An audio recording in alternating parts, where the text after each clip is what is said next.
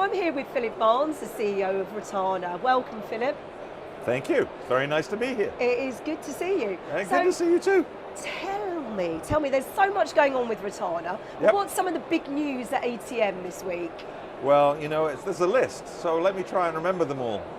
First and foremost, I think that probably the most important one is us becoming part of GHA, which, as you know, is a hotel alliance with a number of significant brands. It has over 32 million members, so it's really propelling us into a different level. You know, we are seen to be, and indeed we are, a regional brand, but this is positioning us on the world stage in a very different way and provides an opportunity that we haven't seen as of yet.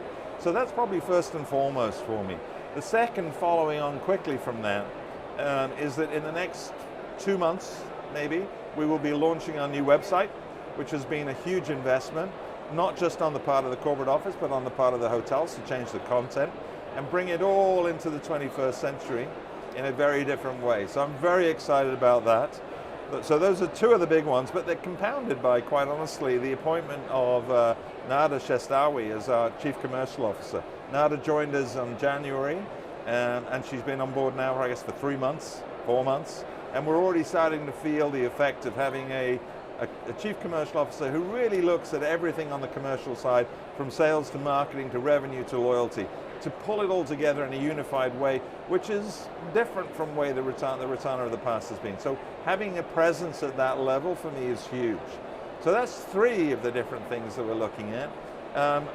On the connectivity side of things, which is something we were just talking about, we also have a tremendous amount happening because Dominic Carr, who's our CIO, has been really looking at everything from the guest experience to to system changes, to facilitate greater financial reporting. But I think what's most important about what Dominic's doing is he's looking at everything from the standpoint of what it's going to look like. So with our website, for example, we'll be introducing AI, which is something everybody keeps talking about, but it has to be managed, and it has to be effective.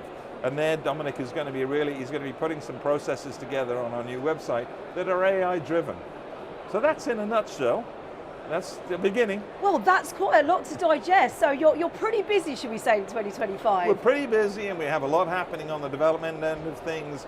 We have a lot happening on the design and architecture side of things. We have a lot happening operationally. I mean, I could go on for hours. You do not want me to. We talked about connectivity, but I guess, you know, really at the heart of what you do is people. Can you tell us a bit more about, you know, around the people side of things? I mean, listen, our business is all about people. Even today, right, as I was meeting with people here at ATM, people, some of whom I've known for 15, 20 years, right? And that to me is the essence of our business. It's about the relationships.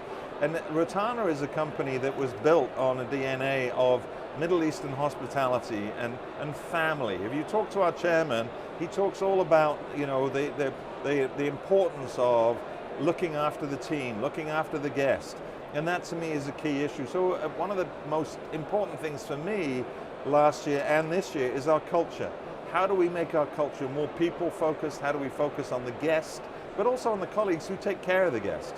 You know, I always say, listen, if the general manager doesn't show up to work, no one notices. But if the doorman doesn't show up to work, we're in trouble. And so understanding what matters, because the guest wants a smile, wants a warm welcome, and people have got to feel good about the environment. We did an engagement survey through a company called Peakon, and they came back with the results in February and positioned us in the top 5% of hospitality companies in the region, which is wonderful.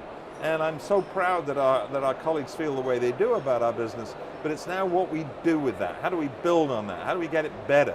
Because it was almost an endorsement of, you're on the right track, but there's more to do. So people, to your point, that's the essence, the whole business. Hotels are just bricks and mortar. No people in them, and nothing will happen.